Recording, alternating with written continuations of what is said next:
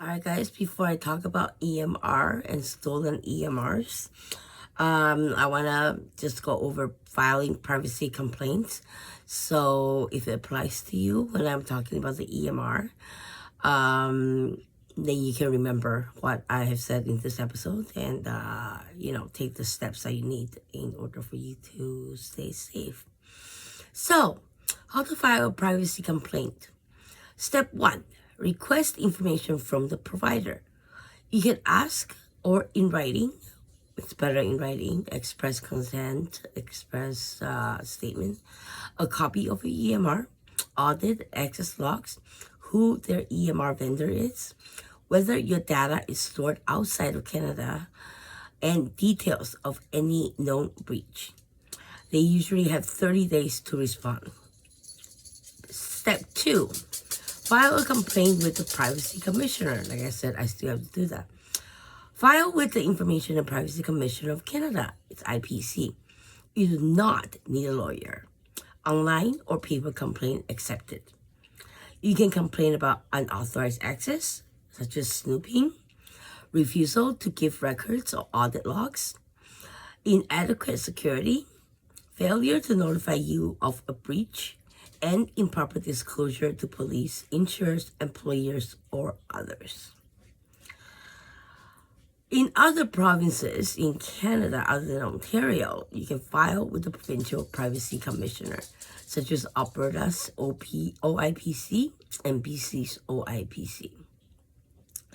I talked about PIPEDA, which is a federal law. So let's continue. An EMR vendor mishandled data. You can file a complaint under PIPEDA. Data cross borders, such as storing it offshore or, physically or cloud-wise. Most likely physical storage of a backup offshore. You really have to watch out for the privacy laws in that jurisdiction that you place your record with. Actually, physically and digitally as well. But digitally is a bit more complicated, and sometimes it involves AIDA, which I talked about in one of my episodes, which is Artificial Intelligence Data Act. All right, a private company used health data improperly, or, like I said, data across borders. Step 3, what happens after you file? Hey, baby. Sorry. All right. Commissioner can investigate. They can demand records and audit logs. They can issue compliance orders, recommendations, findings of wrongdoing, and some provinces allow fines and penalties when new findings can support a civil lawsuit. Evidence that helps. Dates, times, timestamp of all suspected access.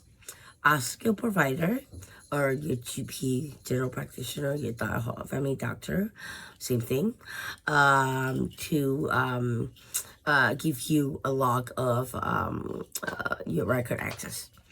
Names of roles of people involved in the breach, screenshots or emails that have been communicated, any inconsistent explanations, and sudden changes in care, treatment, or behavior after the access. Wow. I gotta think about that. Cross-border and cloud storage. Oh, I mentioned that already.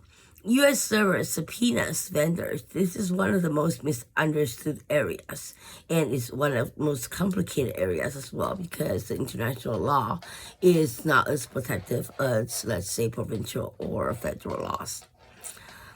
So, number 1, is storing EMR outside Canada legal? Yes, of course, but with strict conditions.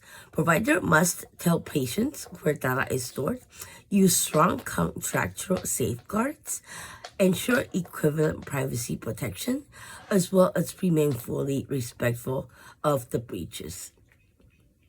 Patients are also allowed to ask where the data is stored as well, like I said. All right, so second, U.S. cloud servers and U.S. laws. If EMR are stored in the U.S. physically or digitally or with the U.S. owned companies, The data may be subject to U.S. law, such as HIPAA, HIPAA, or Cloud Act. Canadian providers must assess and mitigate this risk. This does not remove Canadian legal protection, but it increases the risk failure to inform patients of this risk may violate the privacy law. Number 3, police and government access. Usually, they're not allowed unless you have express consent, which is the standard form that you can get it from your GP or doctor, and consent to send your EMR to the response party, the other party.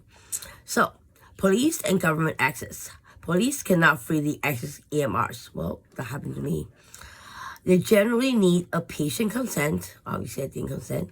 A valid warrant. Obviously, I didn't have a warrant. A court order. Obviously, I don't have a court order. Or a narrow statutory authority. What kind of authority? Informal requests, pressure, or routine sharing are illegal. Yeah, that's what I'm going through. EMR vendors and third-party vendors. They're agents, and they're not owners of the data. So when you talk about, oh my God, medical custodians, EMR vendors are actually categorized and can be part of this medical custodian role. So they cannot use data for analytics or AI without authorization or consent, sell or repurpose health data, access records without documented purpose, and if vendor misuses data, both the vendor and the clinic can be liable. So, clinics are legally accountable for EMR security, and you have the right to see who accessed your record. To summarize, clinics are legally accountable for EMR security. Second, you have the right to see who accessed your record. Third, unauthorized access, such as breach, even if nothing happened, the breach is still a breach. 4, complaints are free, confidential, and powerful. Ask your doctor how to make a complaint if your EMR has been stolen, because sometimes it might not be your provider's fault, and, give them a break. They're trying to take care of you, right? Sometimes they don't have the resources to hire technical expertise. Sometimes they're too busy with the patients, taking care of their health instead, and kind of overlooked, which is not necessarily the best practice. However, it is done because of this, EMR whole disruption and all that. Doctors are having panic attacks, because they're typing and talking to patients. So it's kind of funny. Anyways, lastly, cross-border storage increases risk, but does not remove your rights. Good night.